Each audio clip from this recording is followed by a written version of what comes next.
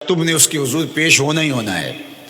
اس کے حضور جانے سے تم بچ نہیں پاؤ گے، چھٹکارا نہیں، رستگاری نہیں. ایک ایک عمل کا تمہیں حساب دینا ہوگا، ایک ایک حرکت اور ایک ایک سکنت تمہاری تشت بام ہوگی.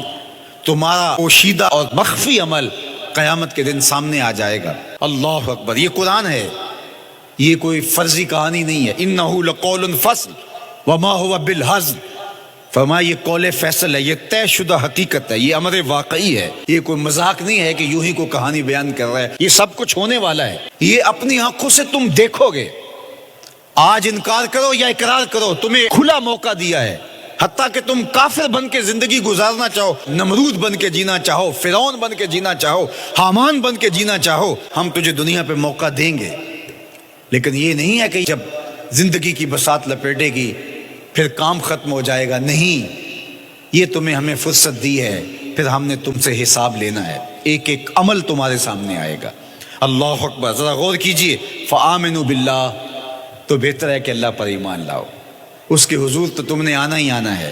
بہتر نہیں ہے کہ جیتے جی آ جاؤ، پھر لوگ تجھے اٹھا کے لائیں گے. اچھا نہیں ہے کہ اپنے قدموں سے چل کے آ جاؤ. کی آگ سن لوک یعقوب تینوں جدوں ٹر پہ سر منہ کج کے تو پھر جو کفن کی تنیوں میں لپیٹ کر کے تجھے لے کر کے جایا جائے گا.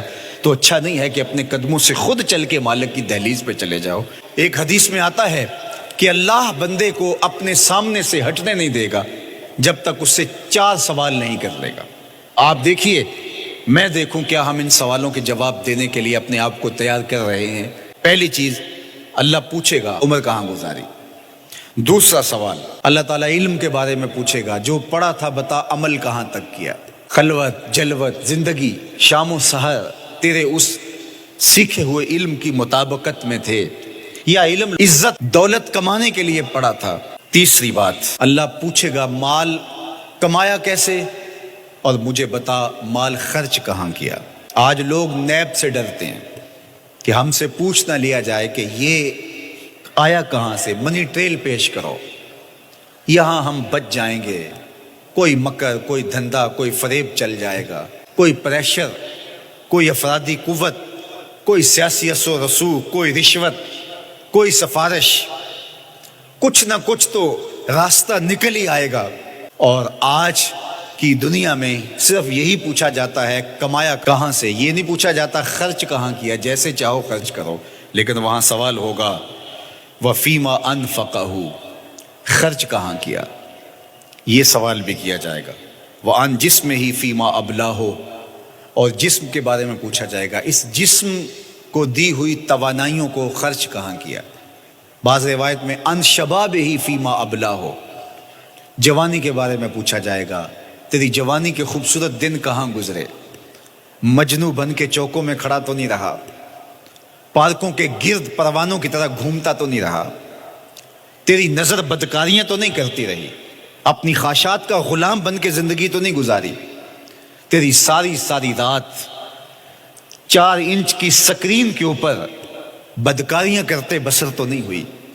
پوچھا جائے گا بتا جوانی کہاں گزری. جوانی مستانی ہے یہ کہہ کر کے تو نے ہر ضابطے سے چھٹی تو نہیں کر لی تھی، یا جوانی کے تقدس کو تو نے محفوظ کیا اور راتوں کی تنہائیوں میں اللہ کے حضور سجدہ ریزی کرتا رہا. میرے اور آپ کے آقا و مولا نے فرمایا جو جوان جوانی میں توبہ کرے وہ اللہ کو محبوب ہے. اللہ اکبر.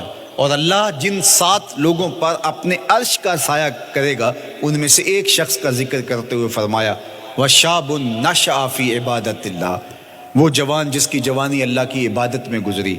قیامت کے دن جب کوئی سایہ نہیں ہوگا اللہ اسے اپنے عرش کا ٹھنڈا سایہ عطا فرمائے گا. میرے مخاطبین جو اس وقت میرے سامنے موجود ہیں بالمشافہ، اور پوری دنیا کے اندر جو اس وقت مجھے دیکھ رہے ہیں، ان میں زیادہ تر تعداد نوجوانوں کی ہے.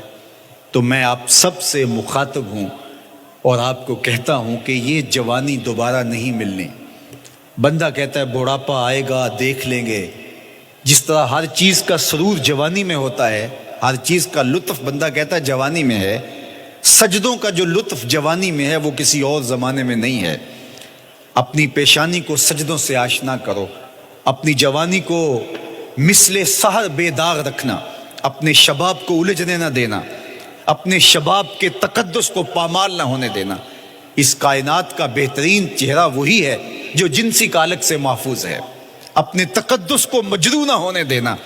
تمہاری زندگی شبنم سے پاکیزہ تر رہے، سحر سے پاکیزہ تر رہے۔ تمہاری جوانی اتنی خوبصورت ہو کہ محمد عربی کو رشک آئے تمہاری جوانی پر۔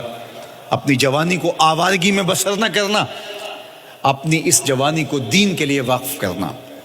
سحری کے سجدوں میں آنسو بہا کر کے جوانی کا لطف کشید کرنا۔ جوانی کا لطف اور مزہ رب کے ساتھ محبت اور رب کے ساتھ عشق کرنے میں ہے۔ جوانی کے اندر دل کی بے تابیاں، دل کی بے چینیاں اور دل کی بے قراریاں ذرا مسلح پہ لے کے آؤ۔ عشق کرنا ہے تو کسی آوارہ سے نہیں، عشق کرنا ہے تو رب العالمین سے کرو، آمنہ کے لال سے کرو، تو پھر دیکھنا کہ یہ جوانی کیا نور بخشتی ہے۔